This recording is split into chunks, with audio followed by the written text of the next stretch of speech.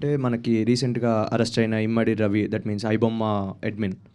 So ఇండియాలోనే మీరు పెద్ద ప్రొడ్యూసర్, మీకున్న సినిమాస్ కానీ లేకపోతే మీరు చేస్తున్న గ్రాసెస్ కానీ ఇవన్నీ చాలా ఎక్కువలో ఉంటాయి. బట్ ఇప్పుడు ఇలాంటి పైరసీని కానీ లేకపోతే ఇలాంటి వాటన్నిటిని ఎంకరేజ్ చేయడానికి మెయిన్గా వచ్చే ఇష్యూ వచ్చేసరికి థియేటర్లో లాంగ్ రన్ లేకపోవడం, ఓటీటీలకి తొందరగా వచ్చేసేయడం, ఇలాంటివన్నీ రావడం వల్ల జనాలు పైరసీకి అట్రాక్ట్ అవ్వడం కానీ లేకపోతే ఐబొమ్మస్ ఇలాంటి వాటిలో చూడడం కానీ జరుగుతుంది. సో థియేటర్లో లాంగ్ రన్ పెంచడానికి ఓటీటీ డ్యూరేషన్ లేట్గా ఓటీటీలో రావడానికి కానీ మీ సైడ్ నుంచి ఏమైనా ఇనిషియేటివ్ తీసుకోవచ్చా? థియేటర్లో లాంగ్ రన్కి దీనికి అసలు లింక్ లేదండి. ఎందుకంటే తొందరగా వస్తుంది కాబట్టి ఓటీటీలో చూసేయవచ్చు అని కొంతమంది ఆగేవాళ్ళు ఉండొచ్చు. దానికి పైరసీకి సంబంధం లేదు.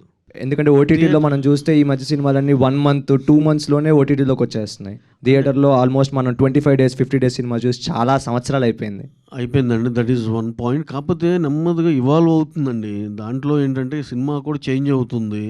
సింగిల్ స్క్రీన్లు ఏదో అలా ఉండేవి, అలాంటి నుంచి మంచి బ్రహ్మాండంగా చేసి మొత్తం మంచి ఎక్స్పీరియన్స్ ఇచ్చేటట్టు వాటిలు కూడా రెనోవేట్ అవుతున్నాయి. సింగిల్ స్క్రీన్స్ మల్టీప్లెక్స్లతో పోటీ పడుతున్నాయి. ఇవన్నీ చాలా మార్పులు వచ్చిన దాంట్లో. అలాగే నెంబర్ ఆఫ్ థియేటర్స్తో రిలీజ్ అవ్వటం అనేది ఒక ట్రెండ్ అయిపోయింది. ఎందుకంటే ఇప్పుడు మీరు అన్నట్టే పైరసీ కానీ ఇంకోటి అన్నీ తట్టుకోవాలంటే maximum collections as early as possible తీసుకోవాలనే దాంట్లో అలా అవుతుంది. మీరు అన్న లాంగ్ రన్ చూడాలి అంటే 50 days వరకు వెళ్ళే సినిమాలు ఉన్నాయండి. పుష్పాలు, రంగస్థలం ఇవన్నీ ఆడినవి 50 days. కానీ పాత రోజుల్లాగా 2 థియేటర్లో ఫుల్గా రన్ అవుతా 100 రోజులు సిల్వర్ జూబ్లీలు అలాంటిది ఇప్పుడు లేదండి ట్రెండ్. కాకపోతే మీరు లాంగ్ రన్ ఆఫ్ ఓటీటీ అనేది అందరం 8 weeks ఇలా అని ఏదో పెట్టుకున్నామండి.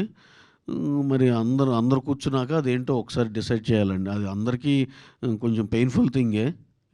ఇక స్టాండర్డ్గా 8 weeks ప్రాక్టీస్ అనేది ఎలా తీసుకురావాలో అందరం చాలా చర్చల్లోనే ఉన్నామండి, ప్రొడ్యూసర్లు అందరం కూడా.